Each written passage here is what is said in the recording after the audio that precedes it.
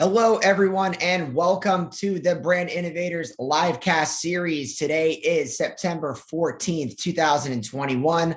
I am Ryan Culp. I'm going to be your MC for this day. I'm going to be carrying us all through this amazing event we have here based on consumer engagement.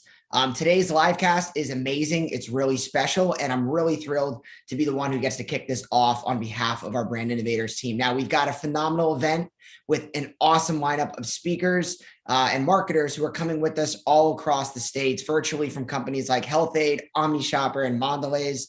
Remember, we are going to be live for a handful of these sessions, and I want to encourage everyone to just note that at the bottom of your screen, there's a chat widget and there's a Q&A widget. Those can be used to ask questions directly to our speakers, to our marketers, at any point in time. Would ask that if you do have questions, please use that Q&A box. And if you have any comments, questions, concerns for your other listeners in the room, go ahead and use that chat widget too. So before we kick off, I want to just give a big thank you to all of our speakers for taking the time to be here. I want to give a huge shout out to all of our sponsors for making this event possible, and a massive, massive, massive thank you to all of our listeners wherever you are in the world. Maybe you're on your couch, maybe you're at the office, maybe you're on a beach. I always ask that because I hope one day somebody tells me that they are on a beach watching one of our live casts. That's like a own little personal goal of mine. So without further ado, I would love to introduce our first session of the day. It's a fireside chat with Mondelez. We've got Steve Mcgowan, who's going to be kicking off our event today. He is the RVP of OmniShopper Activation and Strategic Partnerships. And we also have Annette Fonte, who's the EVP and Managing Director with VMLY&R Commerce. Let's bring both of our speakers to our virtual stage right now. Hey, Annette, how are you? I am well. How are you doing? I'm doing amazing. It's a Tuesday here in September. Awesome. I'm over on the East Coast. Whereabouts are you? I'm not on the beach, but I am in Miami. So had you given me that challenge earlier, I might have been able to deliver for you. We're just going to have to go ahead and just bring you back at some point in time and just have you set up poolside or somewhere out in a cabana. I feel like somebody's going to do that one time. Every time I do one of these MC opening remarks, or anytime I transition, I love to just kind of throw that out there. I know one day someone's going to be there. I also love to know where anybody else is watching from our viewers at home. If you're watching from anywhere that's not an office, tell us where you're at. Tell us where you're watching this. And it looks like we've got Steve on our call as well. Steve, how are you today? Oh, we've got you. We've actually got you on mute. Hang on one sec.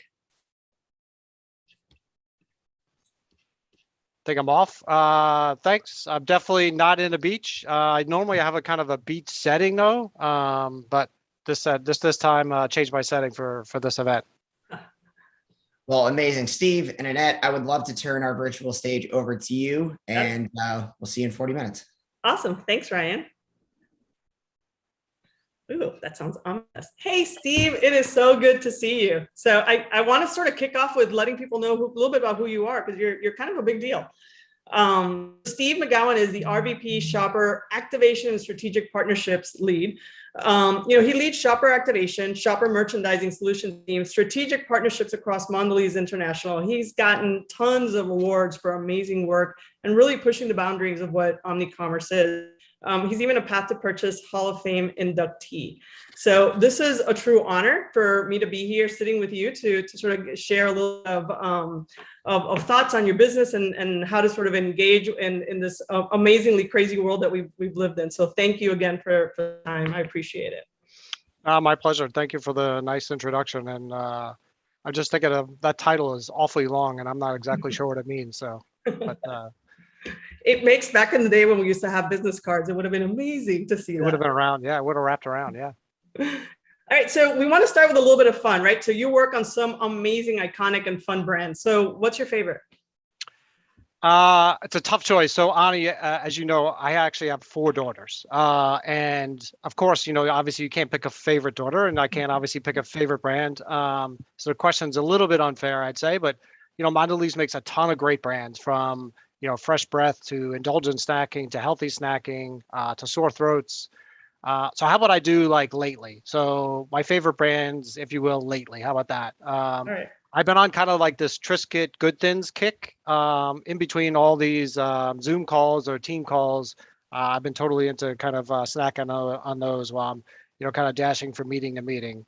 And I'm also a huge Trident fan. I probably have a pack. I always have a pack like right near me. So I'm a huge Trident fan, and then obviously can't beat Cadbury chocolate. Awesome. Salty snacks, gum, and chocolate. Yeah. All right, but come on, you didn't mention like the one kicker, Oreo. I know. Well, it's the obvious one, right? Everybody loves Oreos. I love Oreos too. Different flavors. My favorite is probably the mint Oreos. So mint. I'm a big mint fan. But I got a question back to you to make this a little bit more fun and interactive. Everybody's kind of got their ritual about how they eat Oreos. Some people the twist, lick, and dunk. Other people like fully submerge and shot glass it, if you will. I'll give you a little bit of time. I'll tell you mine. So in the country, about 65% of the population likes the cream better than a cookie. I'm actually one of the weird ones. I actually like the cookie better than the cream. So I'm kind of the way I eat my Oreo cookies. I kind of split it in half, throw half in my mouth, eat it, and then throw the other half in my mouth. That's kind of my, not a very unique one, but just kind of my style. How about yourself? Well, heck, I'm a surround sound marketer, and so I'm a surround sound eater as well. So I'm all about the full experience. Take the cookie, dunk it in the milk, and it all goes in so you can mix all those flavors together. That's been truly my go-to. I absolutely love the product. And I'm a classic Oreo fan, by the way. And the flavors are amazing, but I always go back to the classics. Awesome. Hey, we can certainly talk about your products all day long because they're totally amazing. But let's get talking to a little bit about your business.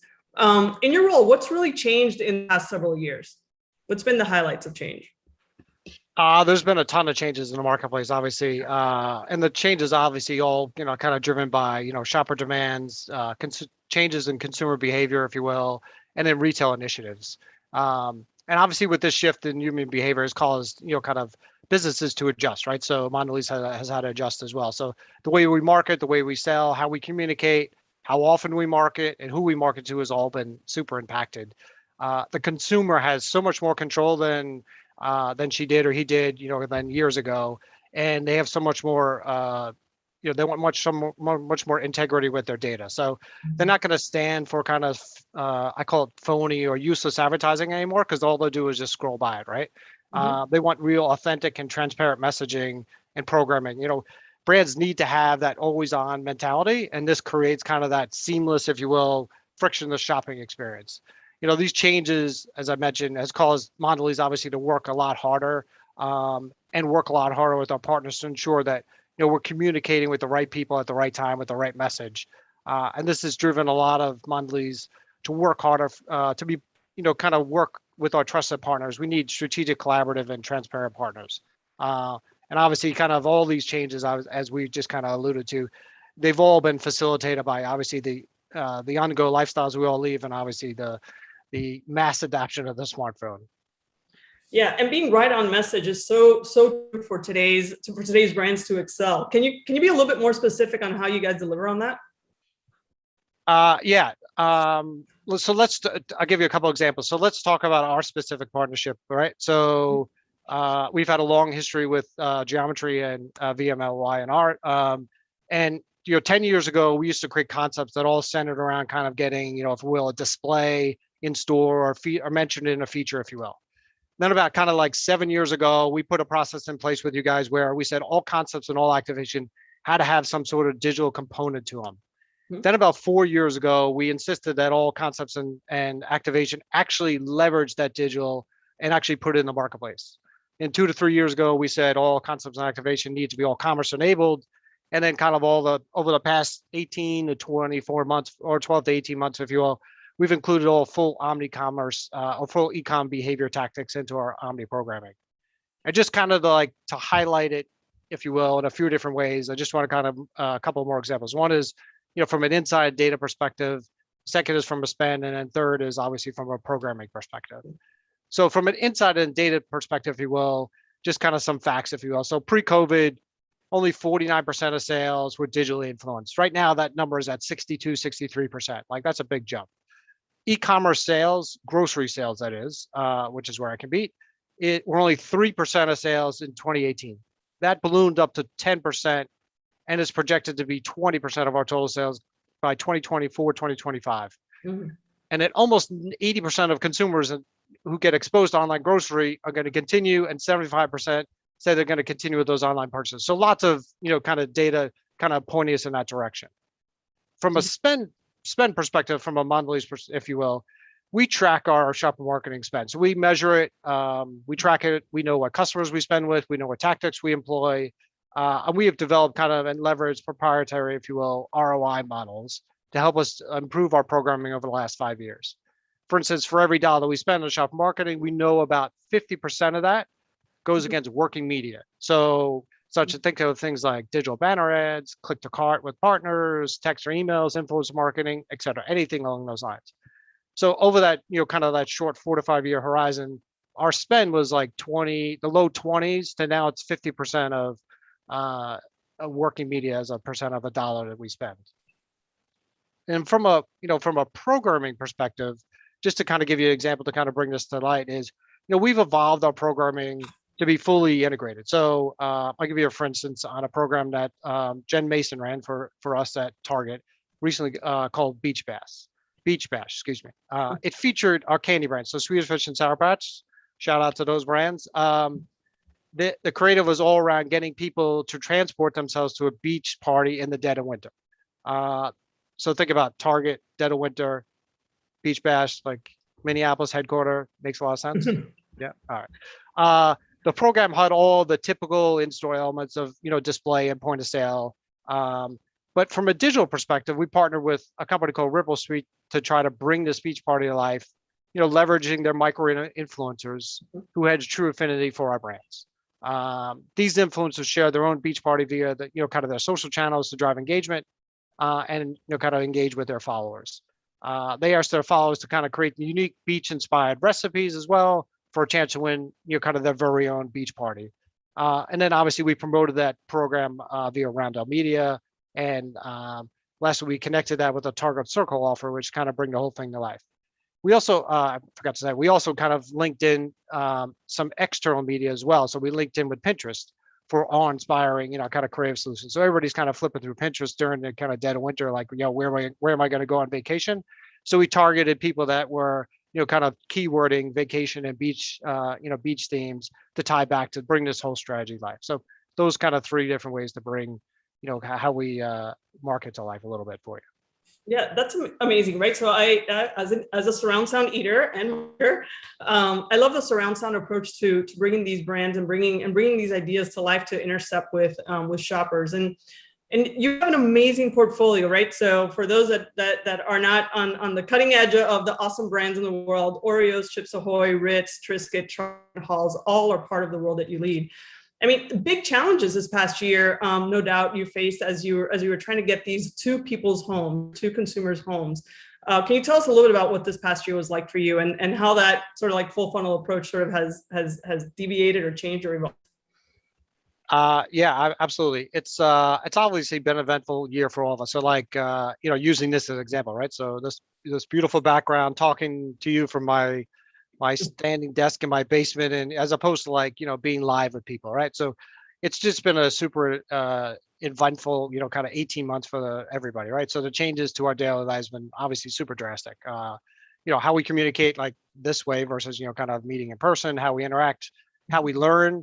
I'm watching my kids, like how they learn, how they get educated, how we collaborate, Teams or Zoom or whatever the case may be, how we motivate people and how we show up and, kind of like be present with people versus like, it's easy to get disconnected, kind of on a computer screen, if you will. So a lot has changed for us over the last year. So, obviously you kind of mentioned some of the brands, and obviously I'm super blessed to work on a wonderful portfolio of brands at Mondelez, right? So, and our mission, if you will, is to bring delicious moments of joy to our consumers and shoppers, right? So that's our goal. And we look to provide, kind of reasonable snacks and, kind of those small little indulgences to our shoppers and consumers at that affordable value. And, kind of fun fact is, for every 4 homes, 3 of them have a Mondelez product in them. And so if you go through your pantry, you'll probably most likely kind of find one of our products, which is awesome, right? So as I mentioned, kind of truly blessed to work on these great brands that you mentioned. there's some other great nostalgic favorites that saw like a huge resurgence during COVID as consumer shoppers were kind of reaching for those nostalgic brands that they knew and trust. So brands like Nilla wafers, Nutter Butter, Premium crackers, Honey Made Graham. So kind of brands that are around for a long time that have lots of loyal following, but kind of have their place, if you will. But all those brands saw huge increases in household penetration as consumer came back to them and their respective franchises because they knew and trusted the brands. I'd say probably the hardest thing for us over the past 18 months has really been keeping our snacks in supply. And as you know, we're fortunate to kind of have a DSD sales organization. So we've had thousands of frontline workers across the stores in the U.S. over the past 18 months, pulling product off of trucks, breaking down, moving product from the back of the room or back of the store, if you will, to the shelves, organizing the shelves, just for shoppers to easily grab and grow, or even appropriately set up a store to kind of fast track their click and collect or e-com functions. So the DSD resource has been, really instrumental in helping us to kind of also move product from, one store within a chain to another store that may be out of supply. So it's really about, kind of maintaining the adequate supply and minimizing that out of stock position. Because as you think about it, over the last 18 months, last thing people want to do is they didn't want to leave their house. And then when they did leave their house, for instance, if they went shopping, they wanted to get what they wanted to get, right? And if they didn't want to like go to a store and have it be out of stock. So we did our best to try to make sure that, our portfolio is in stock and is at many places. And we focus really on our core SKUs so that if you went into a store, you may not find every flavor, as we talked about on Oreo, but you're going to find, the core flavors that were there and try to keep our shoppers as much as happy, if you will, as possible. And then, from my specific, shopper marketing perspective, there's probably two areas that we really focused against over the past 18 months. The first is probably agile planning with our customers. And we had to collaborate a lot, and having great partners and great from a retail perspective has really enabled that to ensure that we have the right plans in place against the right brands and really against the right SKUs, as I kind of just mentioned. The last thing you want to do is kind of feature a SKU in a digital banner ad that is not on shelf, right? So we want to make sure we have the appropriate in-stock positions on the SKUs that we kind of were talking about. So that dynamic approach to planning has really been, instrumental to helping us, achieve deliver against our shopper and our retailers' expectations. And then probably second is, that full commerce marketing, if you will. So as we kind of talked a little bit about a little earlier, our plans have really shifted over time to focus a lot more digitally, as I kind of mentioned and alluded to earlier about, the percent of spend as well as our tactics and programs. And the last 2 years has really obviously accelerated this approach, and our plans are now full funnel programs that reach, kind of consumers during the awareness stage, kind of reinforce that message during the consideration stage, and ultimately, kind of help drive conversion at that moment of truth. So we've worked really hard to kind of create plans that allow consumers to seamlessly convert. If you're sitting on your couch, by leveraging kind of quick add to cart functionality, deliver it to your house or drive up and pick up. Or as easily if if you're running through the store, it's quickly there on a display or it's quickly there on shelf. You can quick throw it in your cart and move on. So we try to do both. Well, I'm happy to report, and I'm guiltily reporting, I heavily over-index on your basic number in terms of number of products in my household. And I've told you this before. I was very, very happy the times that I did walk into a retail store that I saw a nice, huge end cap of Oreos just as I was finishing my shopping. So I love the work that you guys have done. And obviously, COVID has had a huge impact on digital engagement, fulfillment, and convenience. I mean, really, convenience as we know it, is that even still important? How is that totally redefined? But I also want to make sure that we double dip a little bit on this digital to engage shopper. I think when you deal with your categories of brands, taste and sense is so important. So how have you shifted to sort of embrace digital in spite of the senses? Yeah, I think there are two great questions in that. One is, first is about convenience, right? So it is totally true about convenience. I believe that the number one attribute that shoppers claim for the reason for, kind of why they buy, where they buy, what they buy, is convenience. So that's been a, kind of a top 1, 2, or 3 attribute for the last 20 years, as I recall it. And the other thing that really has changed is COVID has kind of changed how people think about convenience, for instance. So just using it as an example, previously maybe convenience meant kind of going through the grocery store with different checkout options, right? So I want full service or I want a self checkout line. Right. Now, like, after COVID, like convenience means I want full service, I want self checkout, I want scan and go, I want, buy online, pick up in store, or I want a delivery service. Like you have to be able to provide both. So like, I think just the definition of convenience has kind of changed, but convenience is still a super important factor, and shopper size. If you think about like your own personal shopping experiences or my own personal shopping experiences, like, convenience, rises to the top. Convenience and value is usually the top two. So, and then your question about digital and taste and, kind of how the implications, it's spot on, right? So, at Mondelez, we kind of talked about the brands that I have the pleasure of selling and working on. And a lot of those brands are, really highly impulsive, highly incremental, and highly expandable categories. So great categories to work on. But those categories of brands are, a lot is driven by taste, right? So people taste them and say, oh, I want to buy those. So how do we, prior to COVID, we relied a lot on tactics that, kind of leverage that aspect of the great tasting nature of the products. And probably the biggest one, just using it, for instance, has probably been in-store sampling, right? So in-store sampling kind of went away during COVID. So with that tactic being removed from the arsenal, like, how are we going to communicate to our shoppers about our products and how great they taste and whatever? So we work really hard on capturing kind of our consumers and, shoppers' attention, if you will, in that pre-shop or that discovery phase to kind of bring the brand top of mind for them. And as kind of a good thing, as I mentioned previously, it's great that our brands have that long and celebrated history with our consumers. So we just need to bring kind of those fond memories to, like I mentioned, kind of top of mind. And we focused a lot on, relevant messaging to really highly target consumers and shoppers, leveraging our partnerships with our retail media network partners. We look to simple add to cart options to help drive a seamless experience for our shoppers. Yep. And then we also, obviously, as you know, you guys help develop, we also showcase some really great mouthwatering digital content or digital recipes to ensure Mondelez brands were top of mind. And then lastly, we have partnered with some external partners as well, where discovery and awareness was key. I kind of mentioned Pinterest earlier. I'll mention them again because, where moms are going for busy, kind of that busy lifestyle, like, hey, what new snack? Hey, my kids are in the house for, day 185. What can I give them as a snack, or what can I make for a dinner, or what kind of escape can I do, from that lockdown? So we did a lot of communication from that standpoint as well, just to, deliver against that taste aspect and, kind of the great brands that I work on. That's awesome.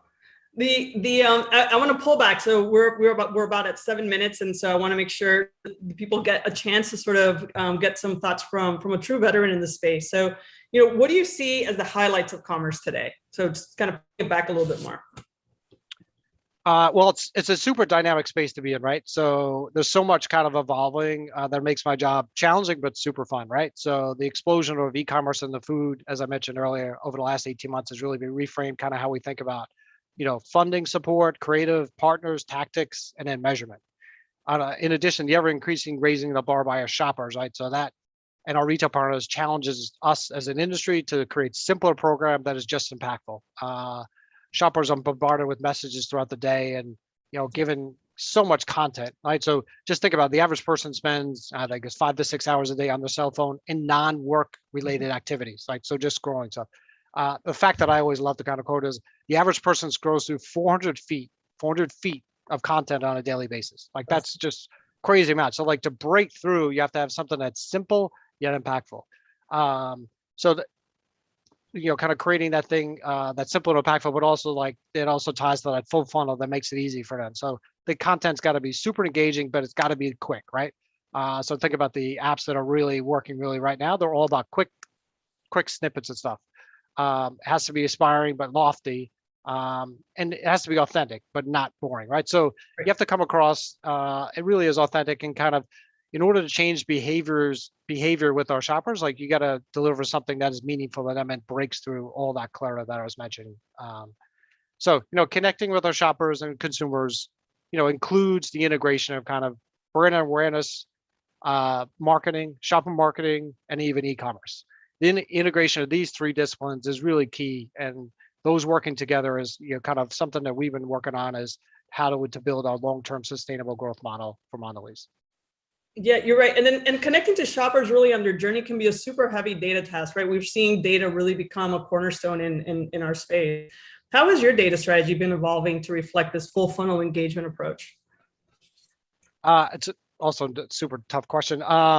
There's Sorry. and something I think we all work against, right? So I think about data in a couple of different ways, and it may be a little bit different than ways some other people are maybe thinking I'm going to answer the question. But I first think about like our shopper marketing mix modeling data that we have. So the best predictor of future behavior is past behavior, right? So we've partnered with the Mars agency and leveraged their Maryland tool to really help glean the insights out of our programming and the respective ROIs.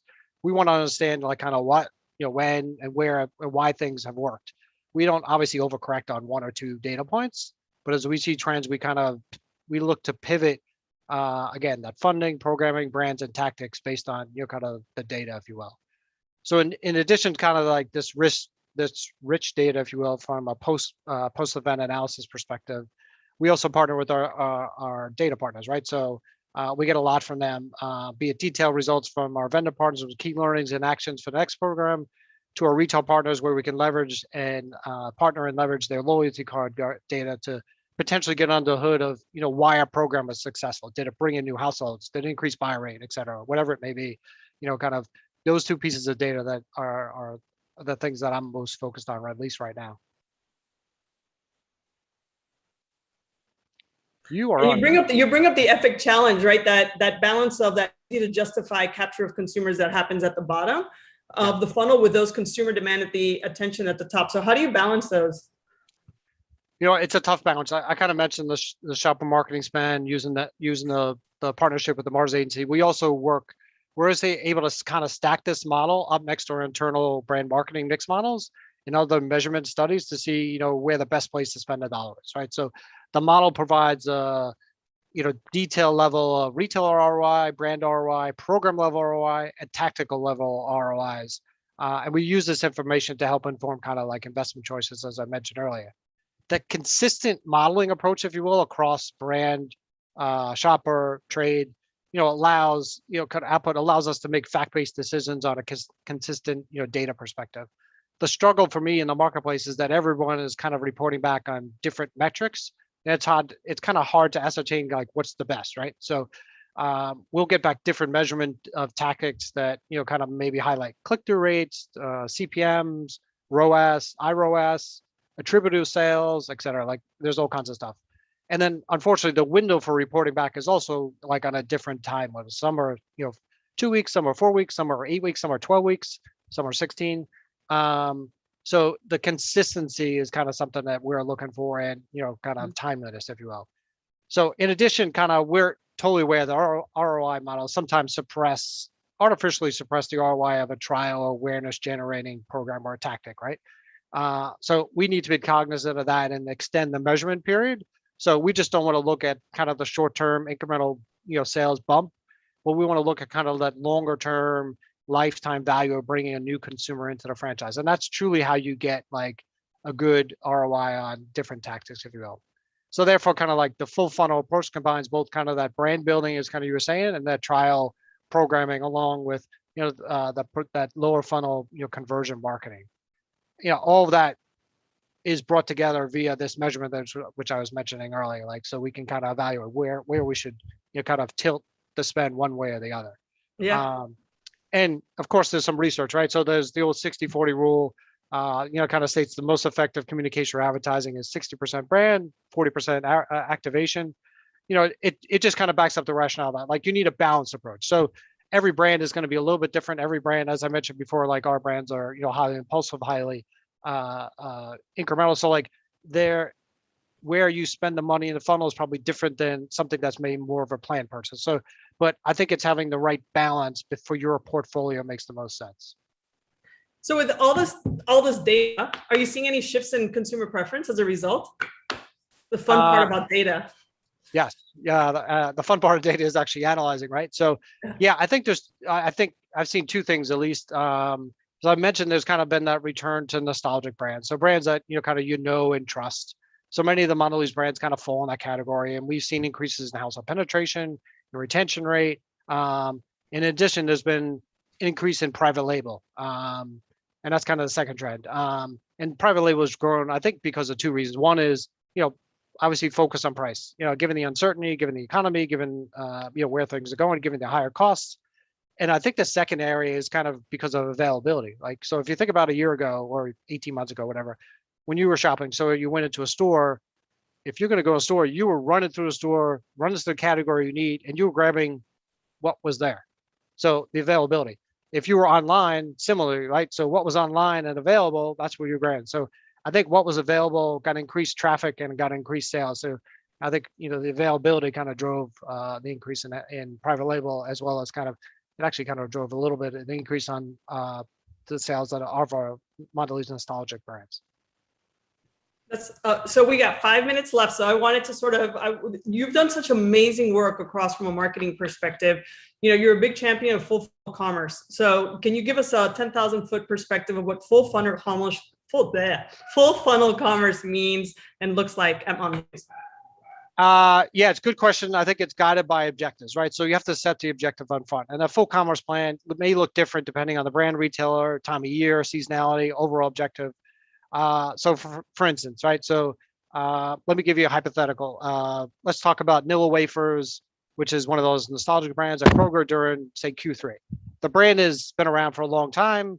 It's used as a staple. It saw a resurgence, as I mentioned before, during COVID. Many people were into baking, use Nilla wafers for holidays.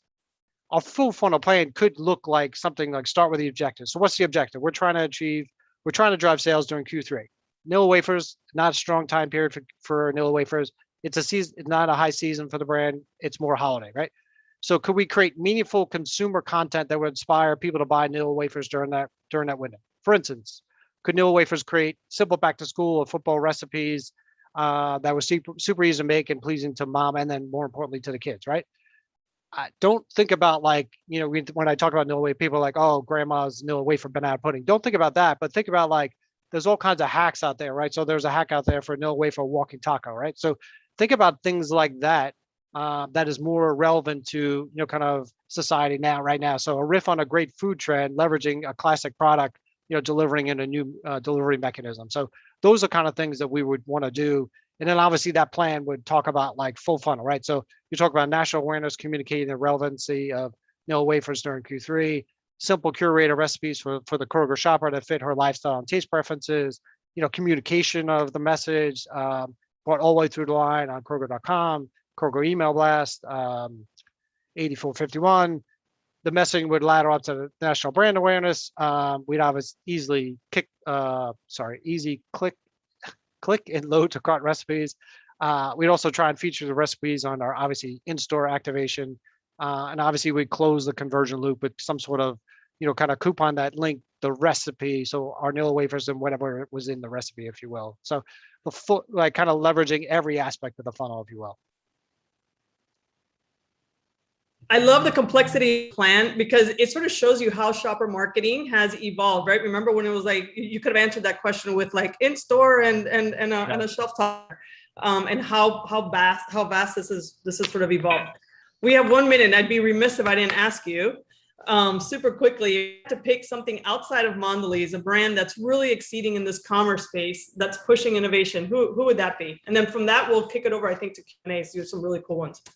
Tough question. I think Coke has done some good work. Hershey's done some good work. M&M Mars does some good work as well. Outside of food, I'd say, think about Burger King, the whole Whopper detour, Popeyes, the kind of the playoff, the Chick-fil-A. I think all those have been, kind of the message has been clear. It's been simple. It's consistent. It's compelling. It's engaging, and it's kind of all touches.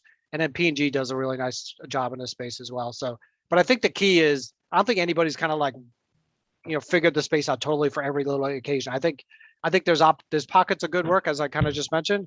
But I think there's hope, if you will, for all of us out there.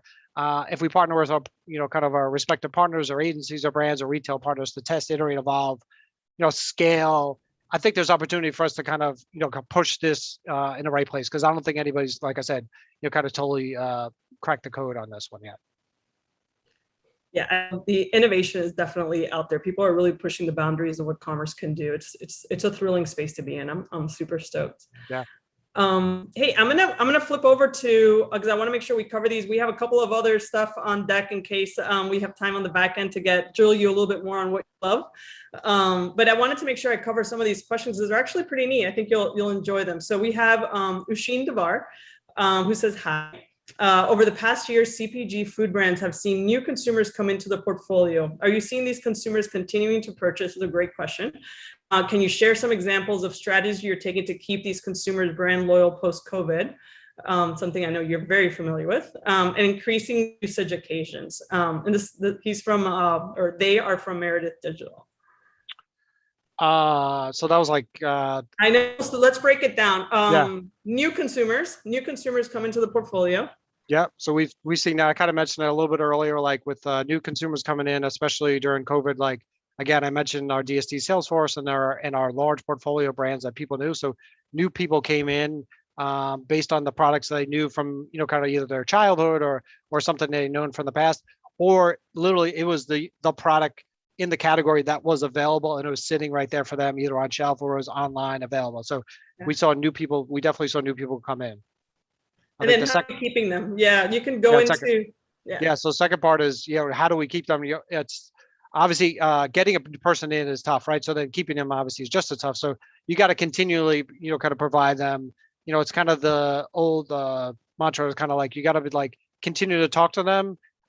So you got to continue to kind of message them. So partnering with our retail partners, like finding out who those people are that are new to the franchise, and then communicating them in a specific manner. I kind of mentioned like my Kroger example before, like you can target directly. So we know what new people came in, and then we could target them directly to, provide them appropriate messaging, content, even value offers, if you will, or even kind of drive them up the purchase funnel, not purchase funnel, the high, medium, light. I'm trying to think of what that calls. Anyway, try to drive them up the purchase cycle, if you will, purchase cycle. Yep. So yeah, there are lots of different ways to do it. Yep, and you also drive them across your portfolio. I think is super smart, given that you have such a strong taste forward portfolio. Awesome. So, and then I have Nick. I may screw up your last name, Peich. Does Steve have an opinion on where his omni-channel efforts have the most impact? Would that be grocery, convenience, or big box, etc.? It's a great question because it depends on how you define omni-commerce, if you will, right? So we've done some really great stuff, if you will, from a convenience channel, which I would say is full omni shopper activation, where we've linked in with the, what's important to that shopper and then what's important to that retailer. For instance, like we've done a ton of stuff with food service, which is super important to those retailers, the people that are going into those stores to go buy products. So like we've done Oreo hot chocolate, Oreo donuts, if you will. Like, so as people kind of go into go into convenience stores, they're looking for those kind of things. And then we've also kind of rounded out with communicating the messaging, and then obviously offering on our base products as well. So like we've done some stuff there, which is not the traditional, I'll put in quotes, traditional kind of omni-commerce as you think about it, but it's the full activation, if you will, with what's available at those retailers. I'd say the biggest place where we've had the most impact, if you will, has really probably been in kind of the bigger stores, if you will. So I'd say mass and groceries, just because of their capabilities that we're able to leverage. Yeah, they're more developed, right, in that full funnel sort of touch points. But we're seeing a lot of speed happening across a lot of different kinds of retailers. Yeah, they're more developed. They're more willing to test. But then I'd also say kind of some of even the mid-tier, kind of food guys are actually on the cusp. But they're willing to test more because they're trying to leapfrog some of the bigger guys. So I would say that kind of don't necessarily cut anybody out. Keep an open mind to all the players in the marketplace, because some are great because of scale. Some are great because they're willing to really push the envelope from a testing perspective. Yeah, that's amazing. Somebody in a different, not in the Q&A, in the chat, tossed this question because it seems like the chat is riddled with people giving their opinions on which is the best Oreo. So this question came up. I know, right? This question came up. What are your thoughts on how consumers respond to limited edition or exclusive products? And I love this because I know that obviously Oreos has such a wide portfolio, and what the role is of these new launches as you grow and connect to shoppers. Yeah, the role of our limited edition or LTOs, as we call them, are really to bring in new households into the franchise. It's really, that is the role of those products. So we launched those to bring in new people. So be it Lady Gaga Oreos or Pokemon Oreos, those are to try to attract new people that may not have been in the franchise before, to bring them into the. It's really a household penetration play. So that is the objective behind those launches. Yeah, well, I'm a repeat sucker for all of them. Yeah. Mark Rabucci says, the question is, do you like AT&T's strategy of having the same offering for new customers and existing? So kind of a different take on sort of customized conversations, right? Yeah. I like it as a marketing play. So it immediately, I think I know the commercial, right? So the guy pushing the thing or turning the thing, right? I like it from a marketing perspective because like you're treating, it's not necessarily alienating kind of your core consumers because you kind of, and it's trying to bring in new users. So they're trying to grow their, if you will, household penetration, right? So I like it from a marketing perspective. So I think it makes sense. There may be something down the road that they have to provide their core consumers or the consumers that were there before. So not just getting the same deal, but maybe there's something that, kind of like something that the T-Mobile does, like the T-Mobile Tuesdays as you join, like you get special offers, et cetera. Maybe there's something like some sort of loyalty play that, rewards the loyal consumers. Well, it's sort of like the antithesis of a little bit of what we've been doing in from a CPG perspective, is that industry has so many twists and turns. It's sort of like the simplification of a message, which I think is something that the organization does so well. It's very focused on, here it is, and here's what it does, and here's what and honestly, in the end, it's all about bringing those smiles to the shoppers. Yeah, I mentioned it earlier before. It's like it's something that's got to be quick and breaks through. Like, so the fact that I knew the commercial, you knew the commercial, right? It obviously is broken through, and so I think it is done well for that standpoint. That's awesome. So we're done with the question. I want to end on some fun stuff. Okay. Hey, what's your favorite app and why? It's actually TikTok. So and I got into it because of my kids.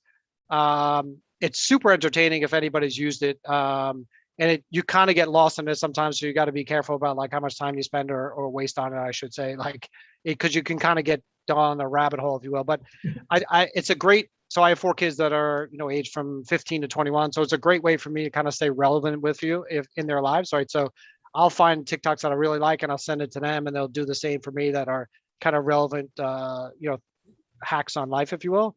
And then occasionally my kids will, kind of rope me into doing, a dance with them or something to obviously to make fun of me on their private stories or whatever. But, it's all good, right? All right. So my new mission is going to have hacking your daughter's private chats. Yeah. Ryan, I see you popped up. Yeah, I don't want to pop.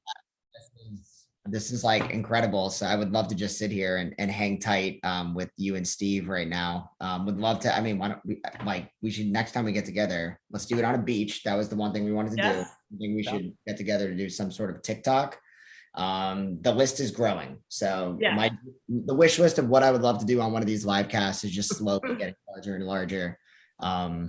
But no, that was an amazing conversation. I know we still have a few comments that are coming through. So I just want to, just take a moment, Steve, and not to just thank you for your time and willingness to be here today. It means a lot. Yeah, the whole TikTok thing is great. It's just my kids practice. I know they practice for time. Then they like rope me in and like, how come you don't get it, Dad? I'm like, because you've been working on it for 2 hours. I just don't get the whatever. So yeah. I would love to do it. I'd be happy to do it, Ryan, on a beach somewhere, and I'd do any dance. I don't care. So, well, I'll work on that from the brand innovators front. We can find a time and a place for that at one of our future live events. But for now, we'll sit tight and we'll just we'll keep doing what we're doing virtually. We also do in person as well. But Steve, I don't know when we're going to see each other next, but I'm going to keep it right up here for when that time happens. Cool. Yeah, no, thank you for the time. Really appreciate everybody's engagement. Appreciate the questions. Ani, appreciate it. Hopefully it was useful time. Felt like the time flew by. So yeah. Thank you so much for having us, Ryan. Anytime you need it, we're here. This was super fun. Awesome. Thank you. We'll see you later. Thanks, guys. Talk to you later. Bye. All right, everybody, we are moving right on to our next event. We actually are going to jump in the DeLorean, gun it to 88, go back in time because we wanted to share a conversation that we had at our last consumer engagements event. It's with Danielle Smirlo, who's the head of marketing and brand partnership, retail card and services with TD Bank. Excuse me, that's Danielle Smirlo Vesey. And our moderator was Tom Kenny, Chief Strategy Officer with Ogilvy. So we're going to listen to that conversation. Then we're going to come back live at 1:20. So don't go anywhere. Make sure you use that chat window. Let's keep the conversations and the good times going.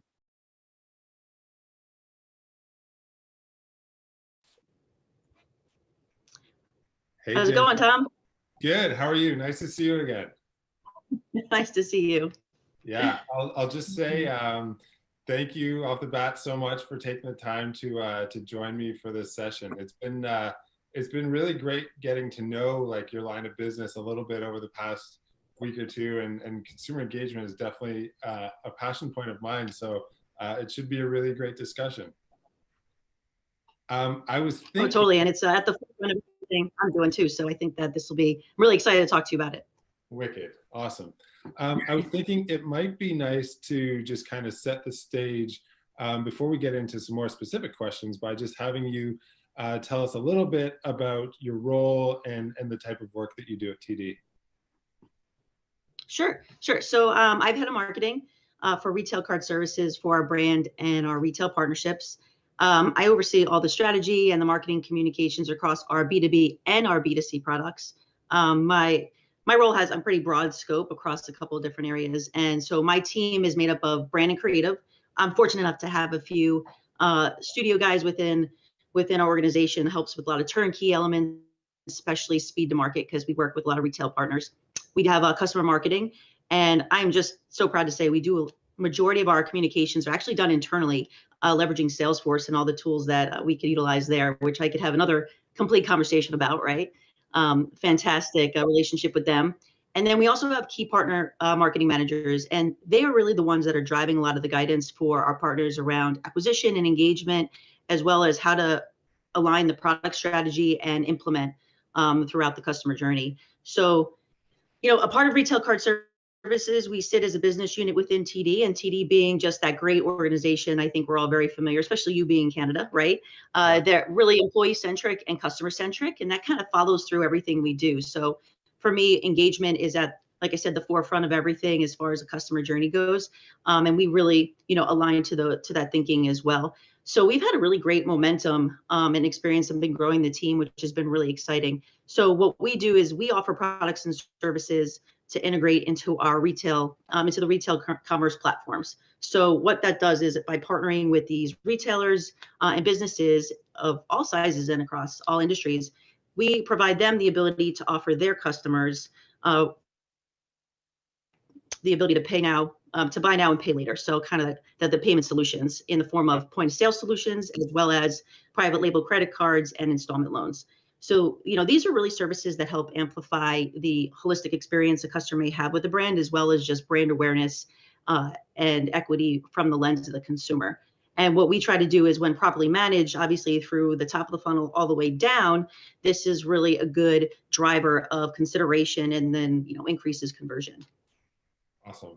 Well, that's great context that you throw us. You actually have a very long job title, so I think it's helpful for you to kind of take us through and break it down a little bit. I was glad that Emily did the job title versus me having to do it, because it's nice. a mouthful. Thank you.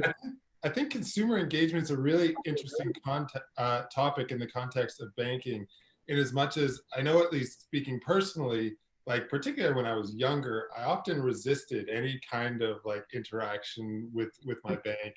And the bills would show up and I would always be kind of reluctant to open them, or I'd get communications from them and I'd always be a little reluctant. And I think the research even shows that most people feel like they have a very transactional relationship with their bank. So I'm curious how you've seen that change over the course of your career in FI, and what strategy you have to start to create more meaningful connections with your customers. Yeah, and I think that's a good question. I think we could all agree that I think that relationship has transitioned from what we see today with our banking relationships, because they're kind of embedded in everything we do. whether we actually know it or not. So it has been a more, that transactional relationship. And for me, being in the partner landscape, I have to bring a lot more of that warmth to the consumer, because I'm aligning more to the brand and sitting in a little bit of the back and bringing in that tone. So I need to drive that meaningfulness. And so for me, I really leverage a people-based marketing strategy and try to be as thoughtful as possible through that whole communication. So a few areas that I look at for success are clear call to action, right? I mean, this is a emotional thing that you've just done, whether it's interacting with your day-to-day bank, whether it's a financing loan, whether it's simply a split payment option. This is something that anything that does with finances, it brings more of that emotion to the table. So you really have to have clarity of message, because there's going to be something else you're going to require out of that consumer. And in order to do so, you need to have that dialogue that's warm and comforting in a way. And then education. I think a lot of the times where there has been just unknowns with your banking relationship, like where is my money? What is it doing? How do I get to it? Where there is so much more access to that today. And I think that's the key driver of diversification of products, right? Where you can see and be more in control of your finances than you've ever been before. You can either elect to have help or choose to do things on your own. So I think that has been one of the key drivers of transformation. And then at the end, it's just inclusivity of personalization. Again, I think that access to the information helps to drive that, because it's all more relevant to you. Who am I? What do I need? What am I trying to get towards? So whether it's a holistic banking from an investment perspective, or something that you need today, because if you need furniture because you've just bought a home, I really need this. So my end result is, how do I get this furniture today? And then how do I afford it? Oh, look, there's this really great line of credit that I could have, and I could then have this furniture today and pay over time. So those are the three areas where I look at for meaningful interactions. And then on top of that, it's all about what we like to call in banking, it's called an EMOB, which is this early month on book interaction. Yeah. And for me, I came into TD and we only had one single email. And so again, like I said, that's not very warm and comforting. If I just kind of made a purchase, I have to pay you, but I don't know how. So we like to drive this EMOB communication, which is an onboarding series that takes place that helps, not only give you that first impression, which is needs to be positive so that I can get what I need out of you as the marketer, but also I need to inform you of what happens next. So it's that journey of understanding, hey, listen, here's what this call to action is about. And then, hey, you can expect XYZ from us again. And then you'll hear from us again. And it's all about that continuation of communication to get to the end result of eventually what I want from you is probably to auto pay your bill, drive your preferences, self-service, and also make another transaction. So I think that those are really key elements of those interactions. That's really interesting. I'm curious, you mentioned kind of that ongoing dialogue. How do you go about striking the right balance in terms of frequency of communication, wherein you're not kind of overwhelming them with communications, right, but then you're also showing up frequently enough to maintain a meaningful relationship? No, that's a good question, and one that I think we get asked a lot, because at the end of the day, I'm building my own engagement customer journey for the customers once they're in the door, but we want and need our partners to also do the same. So that balance of frequency on both ends of the spectrum. But for us, we write really specific business rules. I kind of like to follow the cadence of mostly in my industry, like a 14-day cadence. So, 14 days of a business rule from when I talked to you last time. And then on top of that, that's aligned to all the business rules, is a prioritization, what comes first, what is the most important thing that you want, especially if you have a couple different emails that can go out, or communications or touch points that can happen within the same time frame. And then also it's all based on behavior. So it's super, super relevant. So, when we're building very hyper targeted communications that are just relevant to whatever activity is that you just took. So that's the key, is that it's all based on behavior analytics. Yeah, great. You also mentioned kind of the evolving nature of people's relationships with their bank. And, one of the things that we've seen particularly accelerated over the past year and a half is a lot of that relationship shifting online, where people are buying more online and people are leveraging digital payment products. Can Can you talk a little bit about how TD is taking advantage of this shift to deepen customer engagement? Sure. I mean, this is a super exciting time to be part of this payment landscape, right? So it's an incredible evolution. The speed at which this has all happened, I can't even wrap my head around sometimes, but the product ecosystem is so large and it's just continually growing. And I'd like to say that there's at the moment enough room and space for everybody in the right way. And I think that's the interesting part. But obviously COVID, and this is across industry, this is nothing specific to banking itself, but the digital first habit just accelerated it. It blew up because we were forced to do things differently. And I think we all could agree too, from a generational perspective, when it comes to technology and ease of use, of seamlessness of trying something new, it does tend to skew a little bit younger, just because that trial isn't as big of a barrier for as you age, right? Because I'm in my structure. This is what I do. I know exactly what the outcome is. It fits into my day. I don't want to learn something new. And I think that COVID and the pandemic just accelerated what was already happening. It was just going to probably take longer to get there. The payment landscape has just really just like blown up. And I think it's not just the fact that it's not just contactless or things that you could do that are easy. It's just the peer-to-peer aspect of payment. And the ease of transaction, where, if I don't have cash, how do I get cash so easily? I have to actually go out and get that cash, right? So there's just ease to that that's just phenomenal. And then when it comes to purchasing, I mean, I think it's ridiculous, but time becomes something that, 5 minutes was short, maybe 10 years ago. Now 5 minutes is long. What can really take me 1 minute? And I don't have to, that form is too long. How is this transaction that I'm going to make so seamless that all I need to do is press a button? And the behavior just changes with that. I think that those bigger conglomerate, like the giants of like Amazon, have just transitioned us completely to be so like, this is it. This is convenient. One click and I'm good. I don't have to do anything else because I got to get to that other thing that I've been doing. And without us even knowing, payments, financial services are embedded in our everyday. I don't even know if we realize how much of it is, but it's unbelievable. So I think that it's really like just an awesome time, to be in this exploding space and to kind of navigate it, because there's still so much room to grow.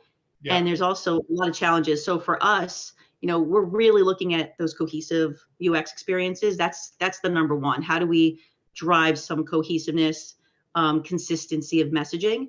And that's at the end of the day, what's going to get us to where we need to go internally and externally with our partners. And can you talk to me a little bit about how, like, what that actually looks like if I'm making an online purchase? Like, you mentioned some of your payment programs. I think TD Fit Loan is the name of one in particular, I believe. Like, what does that look like when I'm making a purchase online, and how do you show up in a way that makes that a very seamless experience? Sure. I mean, I think that the greatest thing about having an opportunity of having even a financing option when purchasing is looking at, and I think if you look at anything, you can see it this way, is that monthly payment option. Breaking down the total and breaking it over time has become so a part of our norm that you expect to see it everywhere. So when making a payment with the TD Fit Loan at checkout, similar to with our revolving line of credit products as well, it's just an ease of seamlessness of understanding, okay, this product here, I'm going to purchase it, I'm going to pay this much a month. Here, look at this information. I'm going to go apply, fill out a few forms, fill out the form. It is applying for a loan. So, if you're to understand exactly what you're doing there, but everything just happens within, minutes of your just application getting approved. And then you get a notification about, where to go to pay. You have a dashboard of information that makes it really easy to know when your payments are due, setting up auto pay and just set it and forget it. And now you have this awesome product in home. Yeah, well, it's kind of amazing that it can all happen so quickly and seamlessly now. It's very cool. Exactly. I know it's balancing your checkbook, it becomes something of it's archaic, right? I don't even know if I ever really did a balancing of a checkbook myself, to be honest. But like it becomes completely different what that means today. Well, and I was even just as you were talking, trying to think of the last time I went to an ATM, and even that, it's been a really long time since I've done that or really carried any kind of cash in my wallet. Another one of the trends that we've seen really accelerate over the past year or two has been the rise of digital-only banks like Chime or Wealthsimple that offer a more kind of self-serve approach to banking and investing and payments. Can you talk a little bit about how you see those neobanks impacting more traditional banks? I mean, you mentioned a moment ago that it's such a broad landscape these days that it feels like there's kind of room for everyone. But can you talk a bit about what impact you see some of these digital-only banks having on the broader landscape? I think it's really the other interesting component is diversification of options, right? I think what we, and I don't even know, I mean, time has gotten so fast that I can't really pinpoint this moment when we realize that you don't have to have one holistic relationship with an individual bank. And I think that's the challenge being in this financial services industry that we face all the time is having a customer like view that spans across your product of your suite of products. So I could bank, and I am one who does bank at a couple different places. I do diversify, but you can have checking and savings here with another types of savings here with investments here. As long as you're keeping it under control and it's at your fingertips, it makes it a little bit easier. So what I think is interesting, what's happening is this obviously a digital transformation on the traditional banking side is happening where traditional banks are becoming digital and digital banks are trying to become traditional. I just think that the ease of entry and the opportunity that a digital bank has is that when you have that peer-to-peer payment vehicle and that makes it really seamless and easy to get in, you're already in the customer. You're already a warm lead. They're already engaged with you. So from that perspective, it makes it that barrier of integrating or being introduced to that bank a little bit easier. So I do feel that that's where these digital banks do have a little bit more of an edge on a traditional banking relationship, because as they're growing, now they have credit. They all have a credit card, a debit card, retirement, whatever you need, they can offer it to you. They have interest savings accounts. So I think that competing in that space can be challenging because I don't even know if everyone knows how to even engage with the traditional bank to set up a checking account. Meanwhile, I already have means of entry into these digital payments because I'm already executing and engaging with them at some way with like a peer-to-peer payment. So I think that part is where is really interesting as far as like where we're growing. So, I see it as twofold. It's the way we bank and that digital transformation and how engaging the payment tools are, whether it's, you making a transaction online, it could be even in store now. Some of the payment vehicles can be taken in store with QR codes and such, which is also amazing. And then the way we pay. So that also is taking that evolution to a different level. Yeah, that's interesting. I'm curious, knowing that people are often banking with multiple different banks and are kind of going for this mixing and matching approach to their banking, does that impact how you design and market your products, like versus coming at it from a more like holistic approach where we'd like you to do everything with us, knowing that they might be doing their insurance over here and they might have their mortgage over here and their checking over here? Does that change how you think about your products? I think it changes how we think about our products today. Yeah. I couldn't speak, probably not a few years ago. I think we are looking at silos of products, and they're even organized in a bank of a business unit. Like I sit in this side, I don't talk to the person that's over here.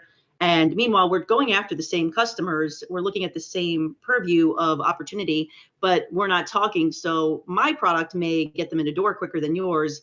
But for some reason, like you're the one who's in front of their face. And I think that's where obviously a lot of predictive modeling comes into play with AI from a web perspective. But I do believe that as we think about products today and how to build platforms, that they need to drive flexibility. It's amazing, but the customer, and this is another cross-industry element, is in control. We as consumers are sitting behind the wheel. We are literally driving the evolution of change by our behavior. And when we are, as business owners, think about it, what kind of product could I build that could stand the length of time when that just changes again? So in order to build that, we need to look at flexibility and say, okay, consumers just want to be flexible because they're going to do whatever they want anyway. The options of choice are just, all over the place. So we need platforms that can pivot, can transform, and can be adaptable. So it's no longer I need to build each time. I just need to transform each time. So what does that mean, and how do we do that in a way that makes the most sense, so that we're not constantly going back every 10 years and trying to do something different. Yeah, that's really interesting. That's really interesting. I know that retail partnerships are an important part of your role, and kind of looking back at your LinkedIn account and your history, I saw that while you were at JP Morgan Chase, you managed the implementation of the Hyatt credit card product and business strategy. And I was wondering if you could talk to us a little bit about that, what some of the challenges might have been, what some of the learnings might have been that you were able to apply to your role at TD. Sure. Yeah, so I was at Chase for 5 years. I actually come from the agency side prior to banking. So right. my world has always been about partnerships and relationships. I think I can say that's kind of my thing. I enjoy that. Mostly because I don't only get to learn about the industry I'm in, but somebody else is. So, and I could speak to that so greatly because being at Chase, it was an awesome experience, great knowledge sharing. I think it really set me up well for what I do today. Obviously in collaboration with everything I learned from a few different of the agencies that I was able to work within. But, working with Hyatt, they were a tremendous partner. And the biggest challenge when you're working in retail is having that relationship that goes beyond just the people that you work with. So the biggest, opportunity is to getting deeper within that and looking at from a broader scope and saying, okay, it would be great if I could talk to this department head about this and we could get them involved in this. And when it came to Hyatt, it took a little bit, but eventually once we kind of showed what the opportunity was in order to have those conversations, it opened the door. And learning from that was just tremendous because once we were able to do that, we were able to do so much more data sharing, which is the absolute key to retail partnerships and relationships. Is because if we're not sharing any of the behaviors and the data, then the strategy doesn't exist, right? So that's the most important part. And when I was there, one of my key first things to do was kind of reimagine email. And coming from the agency side, this was like, I got this. This is my thing. I'm going to come in. I'm going to have a really, really instinct view. And then all of a sudden I created 50 pages of a deck. And I was just like, all right, so I got some thoughts and I'm about to execute against all of them. But it took a completely different purview of where we were, where it was looking at customers and all the behaviors that they have. And that's where we took and aligned our data to say, this is what we're trying to get at. This is who we want in the end. And this is what we want them to really do next. And then take those data variables and build a really streamlined, cohesive message across not only email, but we also started to do programmatic media against those same people. So really diving within the data was the key, element of my experience there of kind of driving the business in a different direction.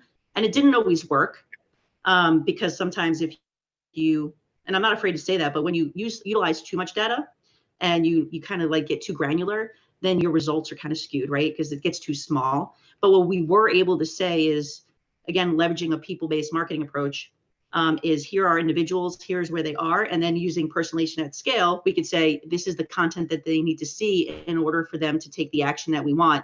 And then we could build lookalikes to drive, on the prospect side. So that was kind of where, that was really a lot of the tremendous work that we did there. And I've taken all of that consideration and kind of came to TD and said, here's what I need to build. This is the journey that I'm looking, this is my vision and the journey where I want to get to, and driving a lot of behavioral tactics of engagement. And is that the primary narrative when you're reaching out to potential partners in terms of your sales pitch? Is it more around a more cohesive database understanding of their customers versus a more traditional loyalty play? It is. It's a combination of both, but you bring out the word loyalty, right? And I think that another thing that has taken its evolution is loyalty because, I don't know if we're ever really truly loyal anymore. It's more, you don't drop those kind of elements, but it's more affinity based. For example, I'm reading Quantum Marketing by Rajamanar, which I mentioned to you, right? And he talks a lot about this, about winning customer preference. And so at the end of the day, what I like to talk about more is, in this world of choice, is how do we integrate in the most absolute way with you guys that this customer understands the relationship that we have, and that your business goals and objectives and our business goals and objectives are met across that holistically. And a lot of times that's all it is. It's the true partnership, knowing that we're here to support them, and we're going to provide them the best practices and the best opportunity of integration to drive engagement, because that's what it's all about. I mean, sometimes, especially with an installment loan, but a revolving line of credit, it's getting that incremental spend that is challenging. Or even in the co-brand credit card space, outside of the premium acquisition, it's driving that engagement beyond once you get your X amount of points or nights for your spend. How do you keep that product top of wallet? How do you keep our line of credit top of mind? Because it's not the same kind of concept, but being able to drive them back, saying, hey, listen, you have some money to use. Let's reintroduce you, and what's that right message? And that's what partners need to. That's what they want to see from us, is how do we help them establish that? Yeah, absolutely. I've got a couple questions left, but I'll just invite anybody who's watching this to feel free and submit your own questions through the Q&A tool, and we can get to those for our last couple minutes. But the next question I wanted to ask you, Danielle, is just kind of broadly speaking. I mean, you mentioned what an exciting time it is to be in the FI space right now, and how things feel like they're changing largely in a very exciting way. Can you talk a little bit about what some of the biggest challenges are that you're facing within your line of business, and what recommendations you might have to try to solve them? Sure. I mean, obviously, scalable solutions, right? I mean, for me, in the partnership world, but I think across anything, is just having that opportunity of how do you build for all and not for one. I think a lot of us face that when like I just said, you build for flexibility, but you also have to build for scale.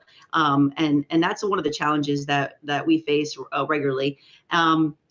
Transitioning your CRM to be what's called like a CPM, which is that contextual preference management. So not only having the data and storing it, and maybe having profiles, but how do you work against it? How are you driving that perception? How are you driving affinity? How are you driving preference? And really build against that. So that is a challenge that we constantly have to kind of look at and identify some key opportunities to integrate against.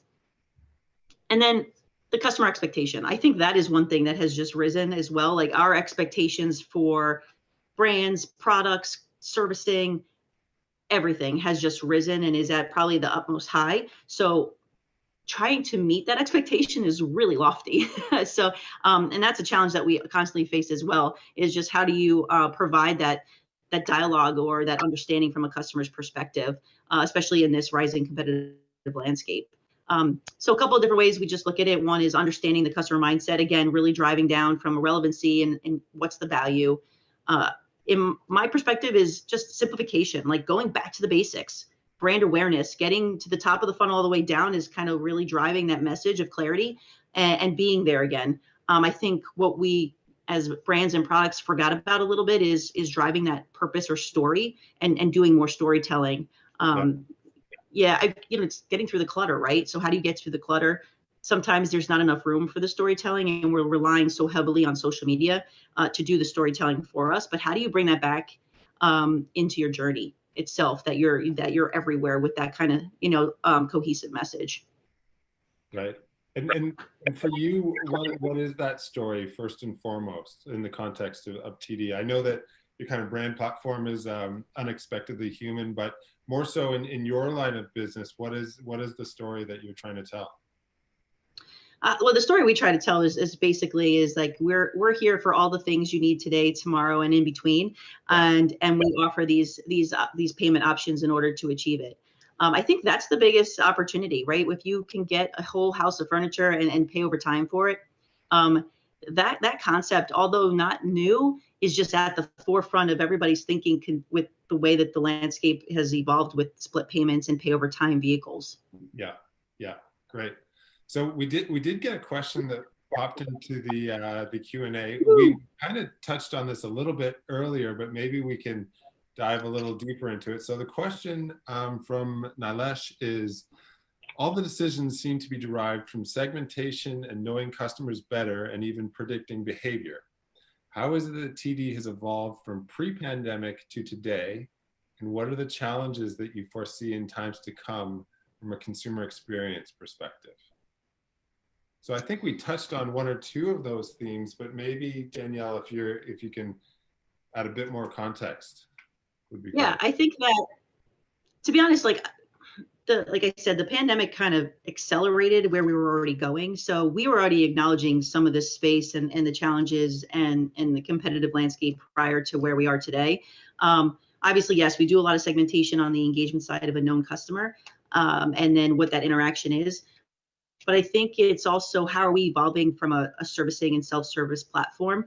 That is another area of opportunity that we do need to revisit, especially as there seems to be, you know, especially as interactions go.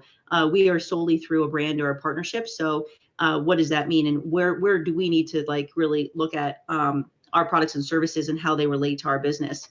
But I think that, you know, we're still working through what it means for tomorrow. But I'm really excited about the path forward, especially as I'm growing my team. I'm just been looking at, you know, we have, like I said, great momentum. I'm just expanding the team, and I'm really looking forward to kind of like the next, you know, 9 to 12 months of what that looks like as we build out our journeys and our engagement and our touch points across more things than just, you know, more things at the location. So more physical things, more stuff in store. Yeah. I think that's where, as we get out of the pandemic, is where we need to grow, because you can rely on all this digital engagement, but it's really about the mobilized moments too. So when I'm not here, when I'm in store, how do I drive consideration at that point of sale as well? Yeah, great. Let me ask, when you kind of take a bit of a step back and look at your role, how do you measure success, both for yourself and for your team, more broadly speaking? I mean, we've touched on some of these bigger picture themes, but what does success look like for you from kind of a big picture perspective? Well, talking to you, right? So I think for me, having this opportunity. Mission accomplished. Yeah, check. No, I think, you know, for me, we have a fantastic culture at TD. You know, I can speak volumes about that. And, but I'm all about empowerment and teamwork. So I'm a former athlete. So I have that mindset of, you know, we win together, lose together.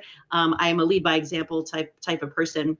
You know, right now for me, you know, measurement of success is a little tricky when it's in the partnership world too. So, you know, KPIs and such. So I like to look at things more holistically as far as like, what are we contributing as a team? I think that's the number one thing. So how are we contributing to the overall goal of the organization as well as to our partners' goals?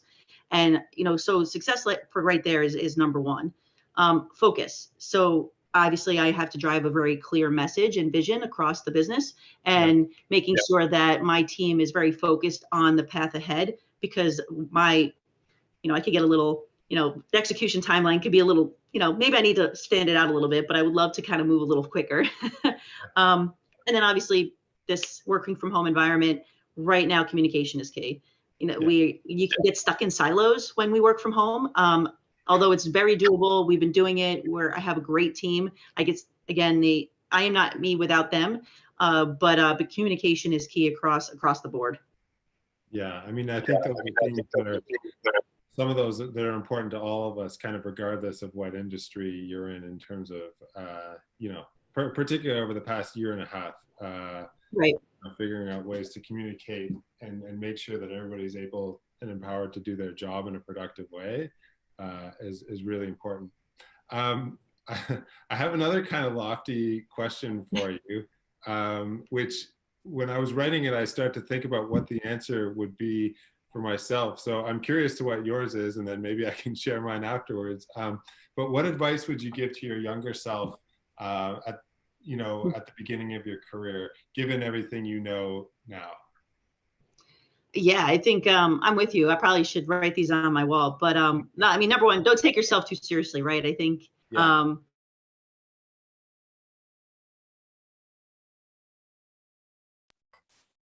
All right, everyone, we are going to move to our next session of the day, which means we are here. We're back. We are live with our next group of marketers coming to you right here, right now.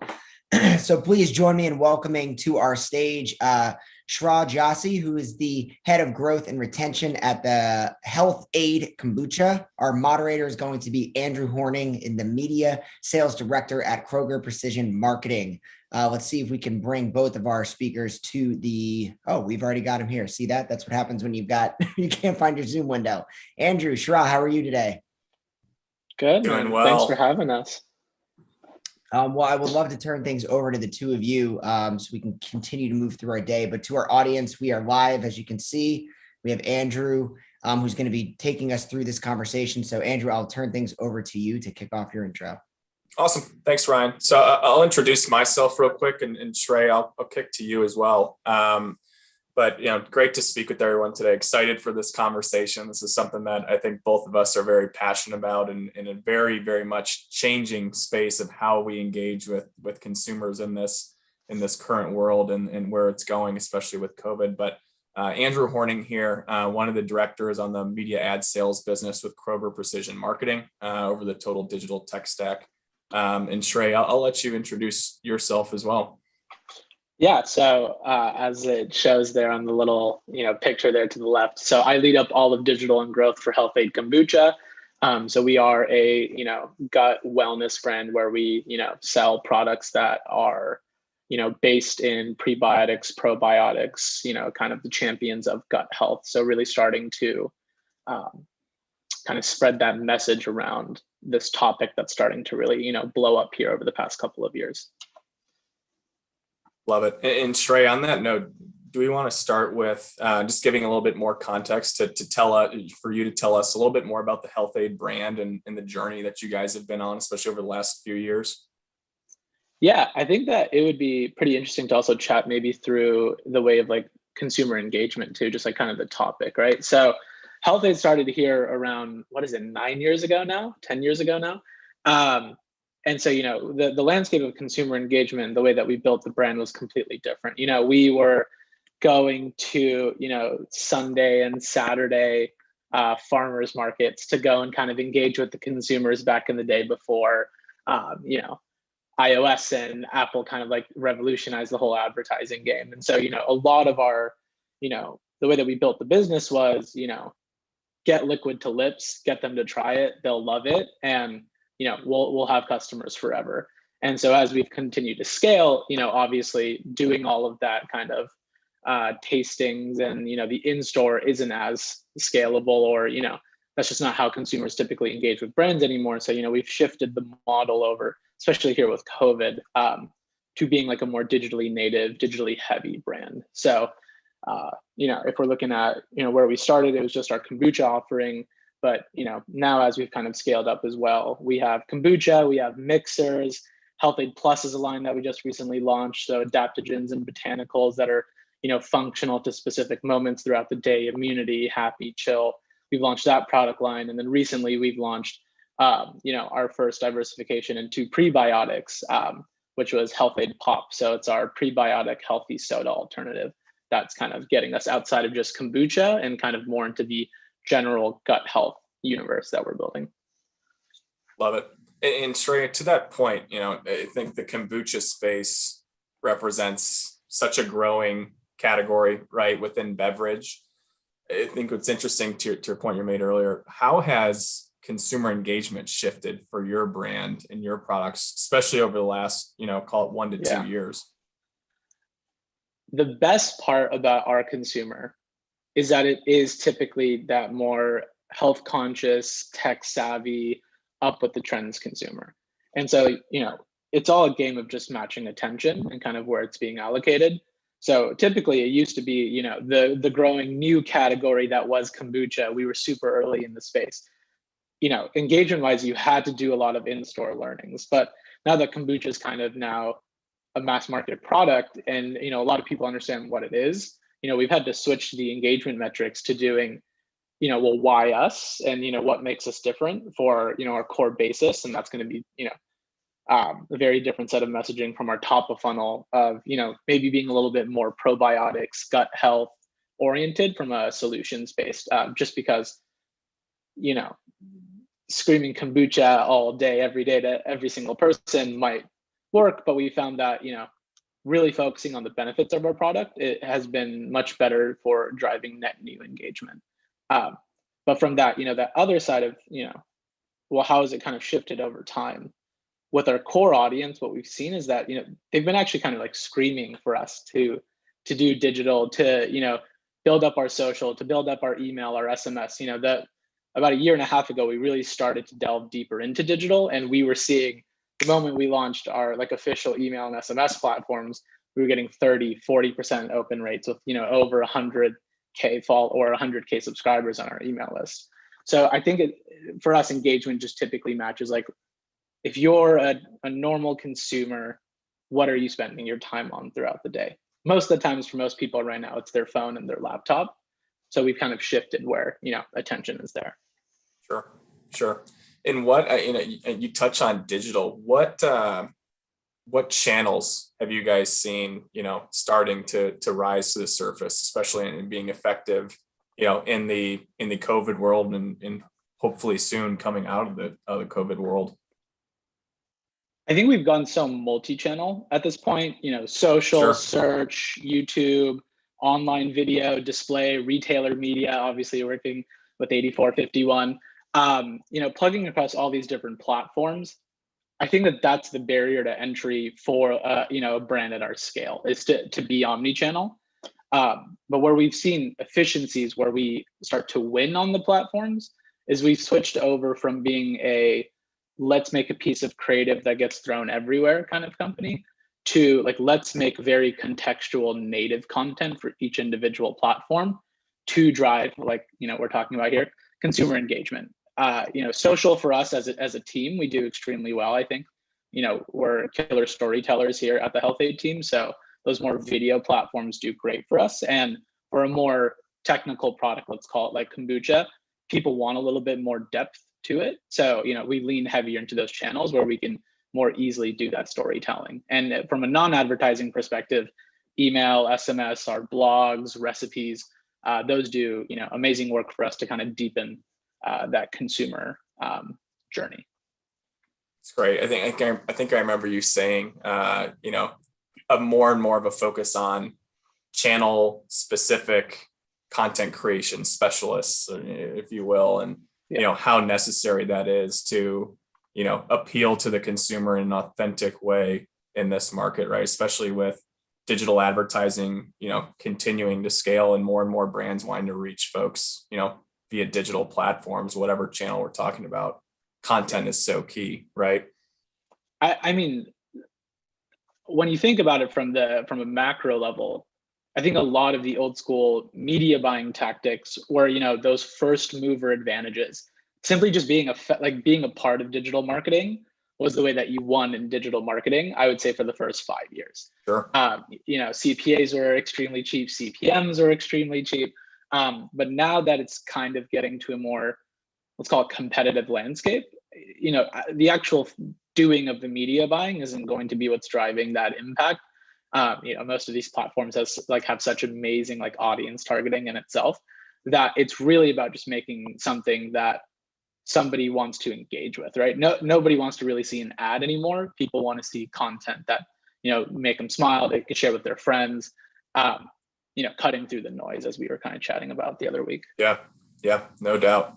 And that kind of leads to another kind of build question, but, with all the expansion in the space and, the need for authenticity to the right shopper, the right consumer, what have you, what do you see? What do you see as big bets in the digital media space kind of coming out of COVID? What channels stay and grow, as well as what, start to fade a little bit? I would say the over reliance of social channels will, over time, kind of die down. And I think that what we'll start to see is, especially for us, we're doing a really good job of driving awareness. And, this year has been a really big focus for that. So when we're looking at next year, it's like, well, how do we really start to focus on that middle of funnel consideration kind of consumer? And that's when we're leaning heavier into that retailer media, that more consideration-based media targeting. But when we're also looking at big bets for, let's call it digital, I think what we're going to start to see is that a lot of inefficiencies that we used to see in out of home or, in store, you're starting to see retailers bring a digital experience into their actual retail accounts. And so for us, that's something that we're going to be, heavily leaning into, is this kind of like in-person digital marketing. That's like a very different unit or experience that consumers are not necessarily used to. And so I think that, breaking through that noise, either through, like we were saying, content on those bigger platforms that will continue to kind of invest heavily into, is going to be one bucket for us. But that second bucket that we're, going to be taking big bets on next year are those new channels, those new platforms, those, new digital experiences, because you have that first mover kind of benefit there. Yeah. And how, I know we talked about this, so curious to hear, how are you guys gauging success in that space, right? Whether it's, advertising to drive brick and mortar, or really just digital media in general. I think that's, a key topic across the industry right now, right? Is how do we drive more accountability, if we want to call it that, to digital media, right? How do I know that my investments are driving purchase and, not driving someone else's business? How do you guys think about that? Yeah, so I think that there's like three parts, right? It's what are we doing for the business? Is that directional? What are the KPIs there? How are we driving measurement, or how are we kind of measuring success from a consumer engagement, the number of consumers, clicks, likes, comments? But I think, the last part, that's the most important part. How are we making it easier for consumers to engage with us? Are they taking pictures of our content? Are they sharing their experiences? Are they starting to, send pictures of their group chats of like, hey, this is my new favorite flavor. Do you see this health aid ad or this post on organic social? Like, this was awesome. And so that bucket we started to really, go heavier in, because I think that so much of digital now needs to be community oriented. I think that's like just really the biggest way to win these days. So that is a massive bucket for us in that like consumer engagement, customer engagement bucket, which is how shareable, how likable, how viral can we be? When it comes to that middle bucket of, how are we engaging with our consumers? It's the typical, we're going into our email and SMS, looking at our open rates, our click through, our, attributed revenue generated, all the more classic performance metrics. But, where there's typically always been more of an art than a science is in that first bucket. How does digital media advertising actually drive to dollar growth for the business? And so that's really been a couple of big activations or big undertakings that we've done this year. We've built a pretty robust system of how we go about testing media. We'll do very focused, geo-targeted regions where we'll run a couple types of media across the country. So say that in the Northeast, we'll do some Facebook geo-targeting. In San Diego, we'll do some display unit testing, and we'll look at those very key, like those very small specific regions. And we'll look at, well, what was the, velocities that we saw in store that week? How did that compare to the stores around that area, to the national average for that retailer? And then from like a total category for health aid, as well as total category for kombucha. And so using those small scale tests, those have been really insightful for like, how do we scale up in media? Because, as it scales and as you kind of go more national, you add a lot more noise and it gets a little bit more difficult. So we use those small scales as a kind of way of testing. So, we'll even go about it the other way, where we've run national campaigns and we bring it back into key regions to make sure that it's continuing to have impact. But then the other side of it is e-commerce, right? Like that's been the biggest part of digital marketing. Is no longer do you have to kind of just bet on awareness kind of winning. Very directly, you can see the clicks, time on site, have that be your D2C, your Amazon, your e-retailer sites. You could see number of add to carts. You can see number of followers as a result of a campaign. So we've been using a lot of those secondary metrics and tertiary metrics as you go down the funnel as our measurements of success versus, how we typically all used to look at it, which was more how many number of eyeballs can I hit? Sure. Yeah, no, that makes a ton of sense. And building on that, kind of going back to a point you made a few minutes ago, as we think about, measuring success and what are those accountability factors, you hit on something that I wanted to kind of double down on. And that's, how do you think about as a marketer, the impact of digital or online media driving offline impact, or really, in-store brick and mortar impact? I think that's, becoming more and more of a focus and more of a kind of a hypothesis that marketers want to validate, right? Is, hey, if I reach someone with any kind of ad online, right, what is my mix of someone buying online versus buying in store? How do you think about that, and what do you guys view that? I think we always look at everything as like a total business P&L, right? So what types of media are not going to only drive our typical in-store velocity gains, but what is that actually doing back up to our, our digital platforms? Same way back down. What are we doing on digital, and how is that affecting in store? And for almost every single media type that we've been running, a few exceptions like affiliate marketing, where obviously it's going to be driving directly to site with a promo. We've seen that since we have such massive distribution, those digital platforms, those digital media types are driving more dollar growth for us than our e-commerce businesses.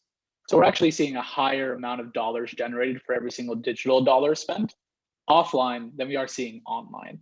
And so when we're then comparing those two worlds together of like, all right, we have this bucket where, let's say hypothetically, we've spent $1 on a digital ad, it generated $2, offline, $2 online. That to us is a much better model than, driving these massive old school billboard ads where, what is what is offline? We can kind of guess, but not really know.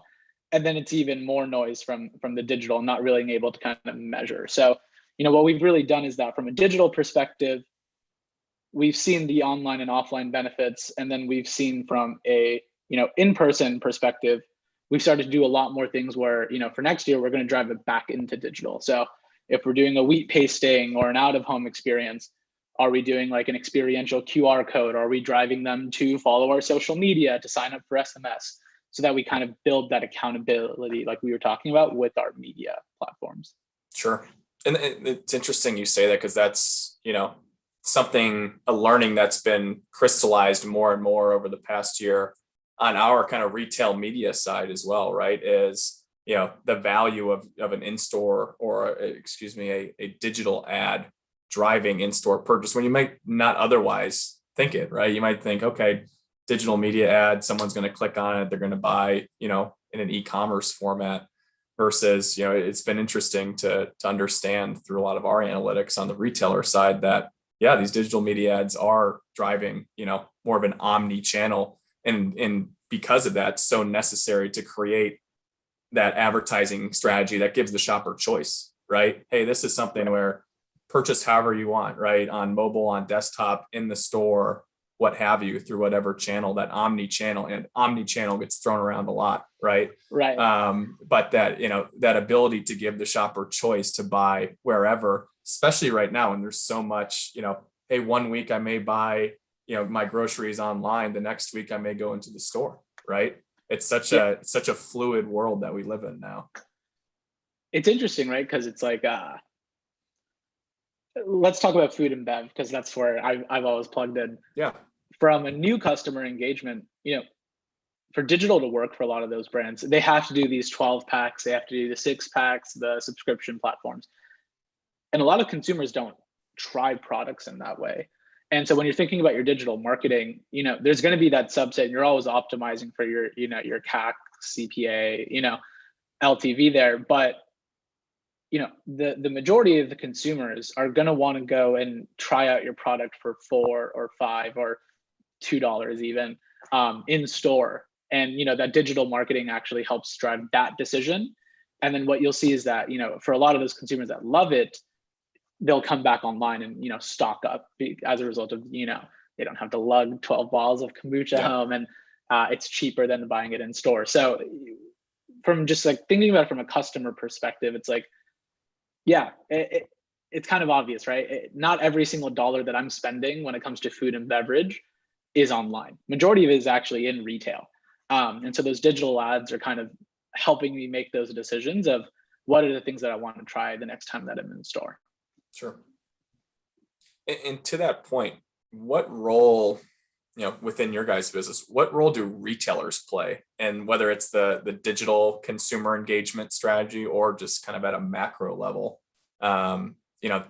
that's, to your point, that's where so much focus continues to go and in marketing activity is how are we, personalizing our marketing efforts to the specific channel or the specific retailer that we're looking to drive, right? So what role do you think retailers play in that? They built our business, right? Like our retail partners are what allowed us to be where we are now.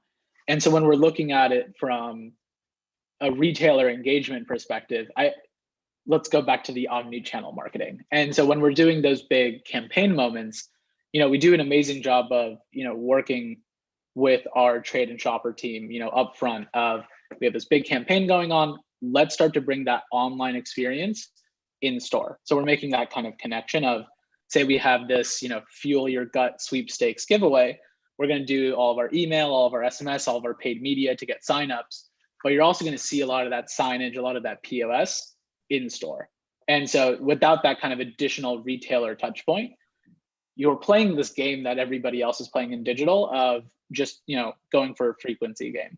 But when you have that retail in-person kind of touch point, I think it adds this layer of validation back to the consumer of like, oh, this is not just like another brand that is targeting me with their ads. This is a brand that, is actually kind of everywhere. And I think that just that distribution or that those multiple in-store, in physical touch points adds this layer of it being as useful as like a PR quote or a customer quote. It's like, oh, these guys are everywhere. They're legit. Sure. Let me try now. So I think that that's one perspective of how kind of retail plugs in for us. But then from the retailer media perspective, I mean, if we're doing all this top of the line marketing and we're not driving to our individual retail, stores and accounts, we see that we have too much of a kind of leaning in on e-com. But the majority of consumers for food and beverage, still over 80% are buying in retail. So we really do take advantage of all those relationships, with our retailer partners, have that be retailer media, have that be, working with driving to, Kroger.com, Target.com, Walmart.com, all these individual, retailer accounts and .com businesses to drive consumers into that purchase decision. So Sure. they're the other half, I would say, of what we're kind of doing actually. Yeah, no, that makes a ton of sense. And question, kind of related to that is, with all these different retail media networks popping up, right? KPM being one, Walmart Connect, Amazon, Albertsons, CVS, et cetera. Every major retailer having their media network now, right? Mm-hmm. You as a marketer that sits over top of all of those, what does, true partnership look like in that space? Curious to understand a little bit more.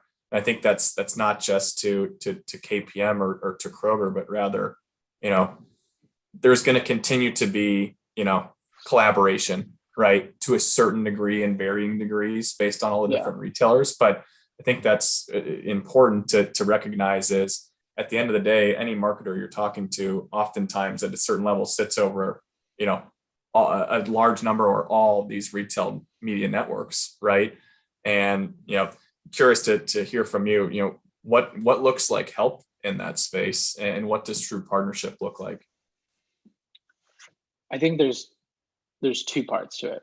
I think number one, let's talk about it from like the consumer, and number two, let's talk about it from like a reporting as a KPI, the actual like nit and grit nerdy side of the media. A lot of digital marketers, a lot of marketers know their consumer very well. They know what angles are going to get consumers to engage. They know what kind of key messaging really works for specific groups of individuals. But where we lean heavier into our retailer partners, is like you guys know the individual who's walking into Kroger. What are they kind of thinking? What are they doing? Are they more of a stock up consumer? Are they more of a discovery consumer? What are the actual behaviors that you guys are seeing as a company over time? And how do we then cater our, kind of consumer messaging in the context of that individual, consumer that's walking into the store. In the same way that we do content that's very different for YouTube than for Facebook, than for TikTok, we use that same kind of hypothesis for our retail partners. The Whole Foods consumer is a very different consumer than the Kroger consumer, than they are the Costco consumer. So I think at a basis there, getting a lot of those kind of insights has really made us efficient from an engagement perspective. And I think that from the media perspective, so much of retailer media, I would say, is kind of like this blind faith study, as a lot of these platforms are starting to build out their advertising units from scratch. They're obviously not going to be a Google or a Facebook day one, but where that's kind of understood, but where we've seen, massive value with partners like Kroger and 8451, it's like being able to get kind of directional data in a way where you guys are seeing across these 30 or 40 or 50 brands. I'm sure it's a lot more than just that you guys are working with, when they're advertising, what kind of keywords are doing really well for the consumers, what types of placements are doing well for the consumers. If we're doing, individual store studies of, we wanted to go test out a couple types of media, and what is it actually doing in terms of number of in-store add to carts, adding to, carts themselves, what does that actually look like? So I think that kind of pulling off that, getting rid of the actual like red tape in itself and saying like, hey, here's what this is actually doing for your business, for your products, for your velocities, for your consumer. I think that's how retailer media partnership should really be kind of set up moving forward. Sure. Yeah. And as simple as it is, like keyword being partnership, right? Like we're working in such close proximity, right? In terms of data that we're working with on the retail side and data you're working with, knowing your consumer and your brand message, right? It is much more true partnership than just, media vendor and, brand, if you will, right? Hey, here, buy my thing, right? Versus, hey, I know you work with a bunch of different retailers. For my retailer X, right? We found this interesting insight. Here's a potential activation strategy, knowing your business that may be a solve, right? And operating that way. I think what's also going to be really cool is, over time, as we start to lean off of this full digital world and we kind of go back into in-store experiential, life moments that people are going to be looking for. I think those conversations of like, well, how does, for example, how does Kroger actually place itself from a media perspective of, you have the retailer media, we're doing sampling, but what are some of those new innovations that you guys are doing on your front to engage with consumers? And like we were talking about partnerships wise, how does Health Aid, for example, really plug in to drive, a really deep connection with the consumer when we are doing really big, massive brand campaigns? Sure. So like those are all things that super excited for. Love it. One last question, then we do have a question in the chat I want to get to, Yeah. but going back to the Health Aid marketing strategy side, I think this is one that's been top of mind with everyone. But how do your whether it's your strategies or your consumer engagement efforts differ? Thinking about new households and driving continued household penetration and growth, especially as a continually growing brand. I think you've talked on the loyalty side, right? With the emails, SMS, making sure that's part of the media strategy. But how do you guys think about a little bit more on the gaining household side as well? It leads back to, I think, the way that we go about building content, right? It's when we're looking to drive new household penetration, rather than making content that is made for everyone, and we're just trying to go like wide net as possibly and see if it hits with consumers. Like let's call the analogy like everybody up until this point all being served like vanilla ice cream is the joke I always make of like, not everybody actually likes vanilla. There's a huge amount of consumers that do actually like it, but why force that decision to the consumer? Like, how do we offer different flavors, let's call it, or different angles for consumers to engage with? Some consumers really care about understanding more about gut health, the benefits behind it, what it's actually doing for them. Some people look to our product for more just like digestive health. When their stomach is upset, they're looking to go and get some probiotics in them. And then some consumers just genuinely love the product. Like they just drink kombucha because they like the way that it tastes and the way that they feel as a result of it. So when we're looking at driving household penetration, it's like, how do we lean into those angles and those pieces of content that get people to really, connect with the brand to then see if they want to go and try our products. Love it. Love it. Yeah, no, I think that's the strategy that, continues to validate, right? Is taking the more personal approach. And, like you said, it's not why kombucha for all, right? But rather why kombucha for Andrew versus Shrey in a lot of scenarios. Exactly. And, the channels and the way I engage is oftentimes going to be different than how you do, right? How I purchase, how you purchase, et cetera. So no, love that. Looks like we got some Q&A going. We've got some questions here. Let me start. So there's a clarifier on this one. Love your products. Pleased to see kombucha expanding, out of specialty stores into grocery and drugs. So, great there. But interesting question. Do you believe that enough meaningful marketing will allow you to grow and expand into other venues like convenience, sporting venues, vending machines, et cetera? Yeah, I mean, luckily we're already going into C-store and we're kind of expanding there. So that's been a category that's doing extremely well for us as we kind of scale up. I think it's less about like, are you spending enough on pumping awareness? I think it's really like kind of going through and educating on consumption, right? So it's like, how does this product actually fit into your life? For me or for, other consumers, it might be in the morning, whenever you're, starting off your day. Is that, when you're about to go for a long drive and you need something that's like super satiating. I think it's more about just kind of connecting consumption behaviors to these moments, right? Like if you're at a sporting venue, yes, there's going to be a bunch of people that love their beer, but also there's going to be a bunch of people that don't want to drink that. And so like, what is an amazing like alternative there that's still bubbly, that's still, based in natural products that you can have with your, whatever your crazy nachos or your hot dogs. A kombucha actually fits quite well into that space. Or like we're kind of expanding into our different products, Health Aid Pop, right? Like we have a soda alternative that we're kind of building to match consumers' kind of lifestyle. So sure, a kombucha nut might be for you for every single moment of the day, but try out our other stuff. Like Pop fits into so many different parts of your life as well. So taking bets on kind of product innovation to kind of get into that, every single space in every single moment that we can get into. Sure. Yeah. Kind of on the flip side of that, another question here. Thoughts on how consumers respond to kind of limited or exclusive products? I don't know if you guys have done this much, but I love this. Yeah. Consumers freak out for limited or, seasonal products. Like the best example of it is like pumpkin spice, right? That in an industry in itself has grown into $1 billion industry just by a seasonal SKU. And so for us, when we're kind of looking at it, there's both the digital and the in-store moments. So from a digital perspective, it is an amazing tool of driving new customer acquisition. If, it's something that looks very different, the scarcity mindset, let me hop on it because all of my friends are talking about it. I think that from like a re-engagement tool with our consumers, that like changing up your everyday offering and, providing something that has a little bit more of an opportunity to do some storytelling of what this product is, why it's limited, why we made it.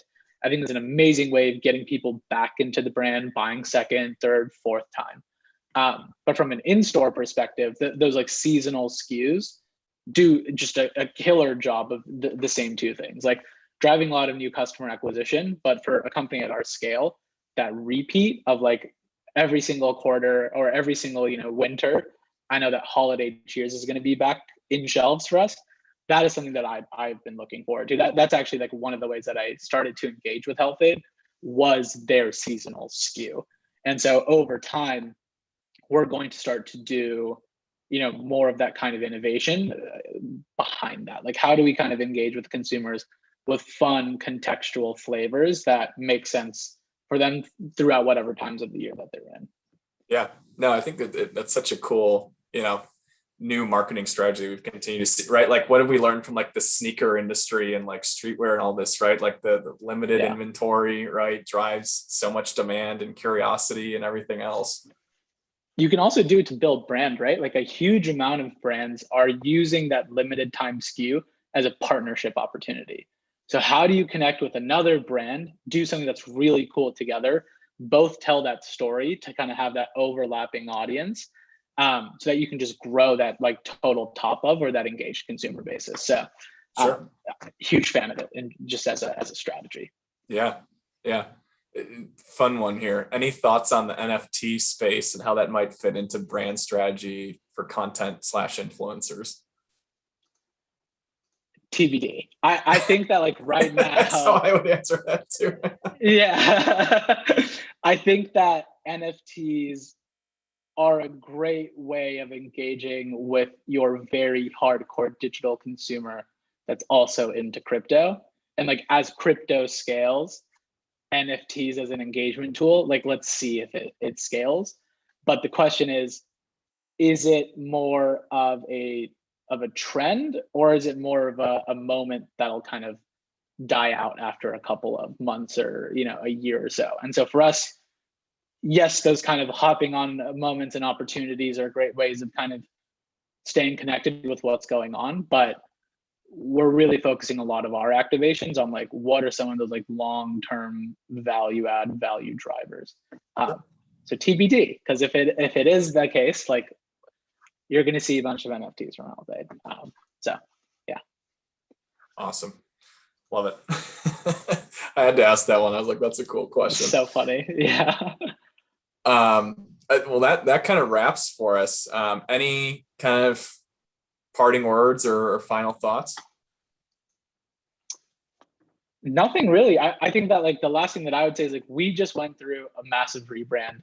We've updated all of our packaging. We've updated the digital experience for Health Aid on health-aid.com. I would push everybody who's here sitting today to go and check out the website, where the whole marketing team is super proud of how that kind of came out. And you'll see us in store because there's no way that you can't see us now at this point. And also go to Kroger. Great. There you go. Yeah, shameless plug. Yeah. Buy Health Aid at Kroger. It's perfect marriage. Perfect. Awesome. No, All right. Fun conversation. Like I said, it's the convergence of still driving scale, but how do we bring personalization, authenticity, accountability to the space, right? Whether that's obviously digital is a huge driver of that, but how do we bring that to the overall marketing landscape, right? And whether we're talking online purchase or brick and mortar purchase. So I think you and I could go on talking about this for probably another hour or so.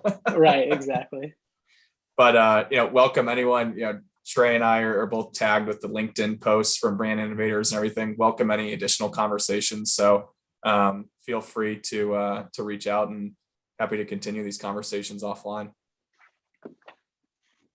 All righty. Is this where we call Ryan back in? Is Ryan there? Maybe.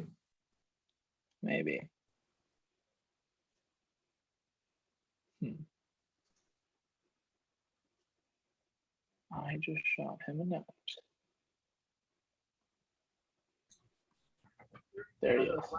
There he is. Hey, everybody. Hang on one sec. My volume isn't working. We hear you. Hey, can you hear me? Yeah, we can hear you. Yeah. I don't know why my audio was like off there for a second. Okay. Sorry about that. Yeah. Okay. Yep. All right. So. Well, thank you. Hang on one sec. Thank you both so much for joining us here today. We really appreciate it. To the both of you and to all of our listeners at home, we're going to go ahead and close up this particular event right now. Andrew and Trey, thank you so much for being here. To our listeners at home, I just want to say a big thank you for taking the time to be here today. To all of our sponsors, thank you so much for being here as well. To all of our speakers, thank you for taking your time and your energy out of your busy day to be here. Tomorrow, we are going to have another Brand Innovators live cast taking place at noon. That's going to be our Behind the Brand live cast. You don't want to miss that. It's going to be awesome. It's going to be amazing. Please check it out. And so, yeah, that's it for now. Thank you, everybody. Have a terrific day, and we'll see you next time. All right. Bye, everyone. Thanks, Ryan.